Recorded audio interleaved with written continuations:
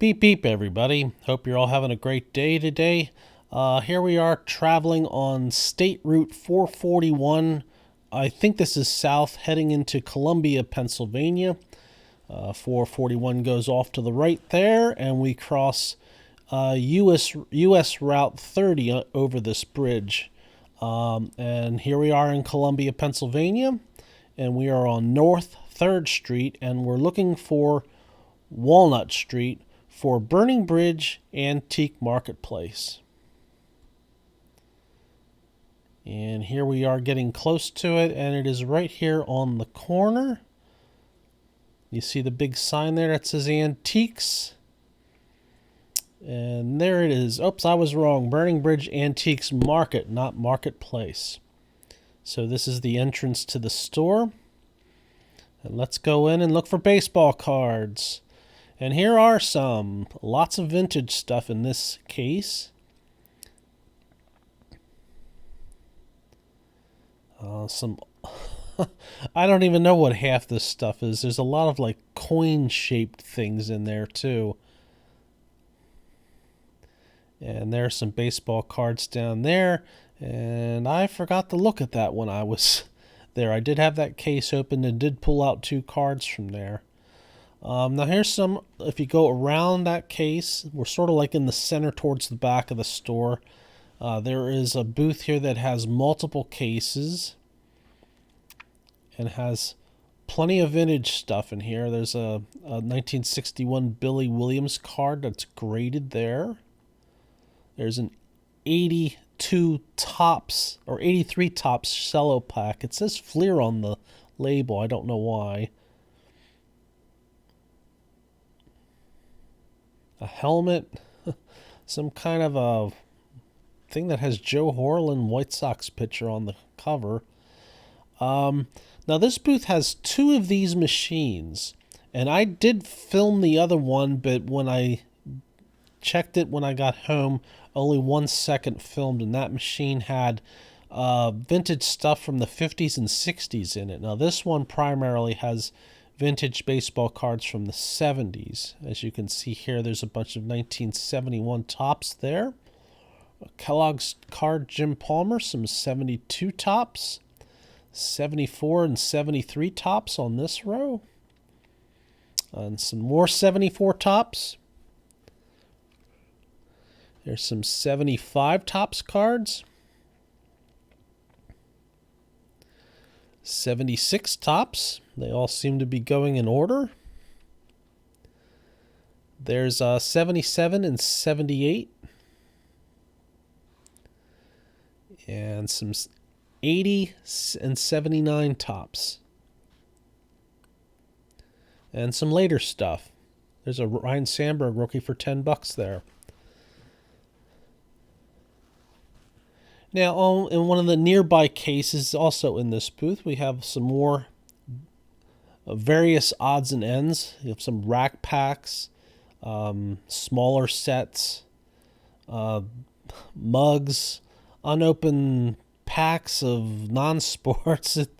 It's just a whole bunch of stuff. There's some 45 RPM records, which I didn't get a close look at. There's a Coca-Cola Red set down there. Wheaties box with Joe Paterno on it. And I think we're now upstairs. I think this is upstairs. There's a Carlton Fisk rookie card. Eddie Matthews, some rack packs, some RC Cola cans with baseball players on them. There's a 75 Robin Yount rookie. Some clog shoes. This is pretty cool. Complete 1977 Top set for $275. Pretty good deal, I think.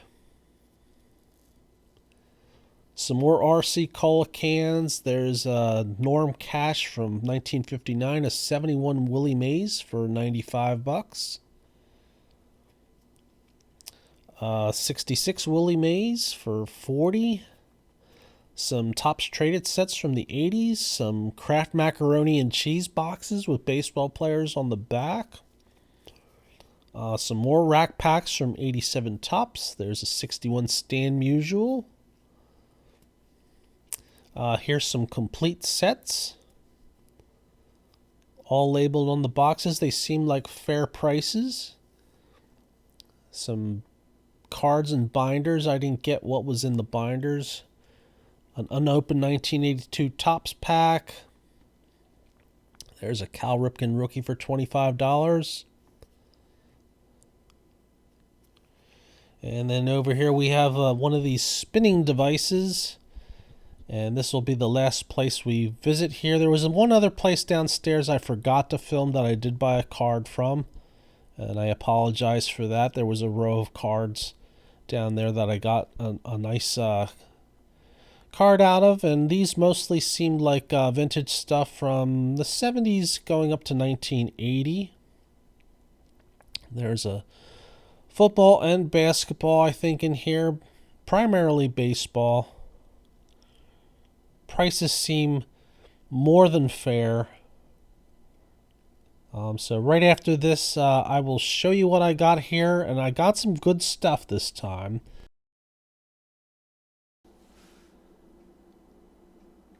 Okay, I hope you enjoyed the video of my tour of Burning Bridge Antique Mall in Columbia, Pennsylvania. This is definitely one of my favorite antique malls to go to. I have only been to it once before, but I found so much neat stuff there that I definitely wanted to get back, and we finally did. We took like we went to 6 antique malls in one day in the Harrisburg area, and this was one of them we wanted to see. And I definitely picked up some good stuff there. So let's go over what we got. So we got this 1976 Topps Joe Morgan. I got this for $6. If you saw my Salamanca video, there was another one there that was $12, but the corners on that weren't as good as the ones on here. This card does have one flaw, and that's probably why it was priced so low, but you can't see any flaws really on the front of it. All the corners look sharp. The bottom ones maybe have a little tiny bit of something going on there. I think there was a hair stuck to that. But the problem with it was this wax stain on the back. And to me, this was no big deal for this price. It's still going to be I'm still going to put it on my PC. I think it's a pretty decent card, and I'm not so bothered by wax stains on the back. I'm more concerned about them on the front, but I know for grading, this card probably wouldn't do so well with that wax stain, but I don't grade my cards, so no big whoop. So let's move on. 1973 Topps. This is from that Leaders subset, and this is Ty Cobb. Got this one for $5. It says 367 on the front. I think what happened back in the past in the official record, they counted one game he played twice, and I don't remember what he went in that game, 2 for 4, 2 for something. But his hits total was 4191 when Pete Rose broke it. But it has since been adjusted to 4189 once they caught that duplicate entry in his official record. And his career batting average has dropped to 366 because of that. It's hard to believe one game did that, but I guess his when you calculate this batting average out to multiple decimal points, it's just enough to, he's just right on the edge between the two batting averages. Obviously, I guess this is a rounded up one. I don't know what the full number is. This is what the back of that one looks like. It's a really sharp card. There's very little white along the edges or the corners of this, so I definitely needed to get this. This stuff here is stuff that's stuck to the card saver. You have these sometimes, so that's why when you get these home, you definitely want to sleeve them up and put them in new top loaders when you can. I thought that was a nice one. Here's a 1973 Carl Yastrzemski. This is $6, and I think this is a one-touch that this is in, so I thought this was a pretty good deal. Card looks pretty sharp. Centering is a bit off, but still not too bad. All the edges and corners on this look pretty clean. This stuff that's right here is stuck to the, whatever you want to call this. I don't know if it's a one-touch or not. It's not like the one-touches I'm familiar with, but still a great pickup. 1972 Hoyt Wilhelm. I do not have any Hoyt Wilhelm cards in my collection, so I was pleased to see this there. And this one is in really great shape. I think the corners are pretty sharp on it. Centered really well for a 1972 card, and here's what the back looks like, and that looks really great shape too. So it's finally got a Hoyt Wilhelm card in my collection. 1965 Casey Stengel. This one they took the price tag off, but I think it was $25 if I'm not mistaken. Pretty good shape here. Almost centered perfectly. It's a little bit off to the left side, but the corners look real sharp and the edges look pretty good. And here's the back of that one, and there's a white speck right up here in this one corner, but I wasn't going to let that distract me from getting this because I don't normally see this card very often out in the wild. But on the front, it doesn't look like there's any damage to that corner. If there is, it's pretty minimal. So it must be like a little bit of paper loss maybe in that one corner. So I'm not sure what happened to it back in the day, how that happened. But really good shape. Glad to pick that one up. 1967 Topps. This is Don Sutton. Got this one for 20 bucks. Kind of a worn corner down here and down here. Actually, all four corners are kind of worn a bit. The back looks pretty good. Again, it's the corners that are mostly the issue with this one, but I thought $20 was a pretty good deal for this, even in this condition, and I was willing to live with the shape of this one, so I thought that was a good pickup. Next one is a 1967 Topps Phil Niekro. This one is a similar condition to the Don Sutton card. Got this one for $30. And there's the back of that one. Again, mostly just corner wear. The rest of the card looks pretty good. 1971 Topps Rod Carew. This one looks really clean for a 71 card.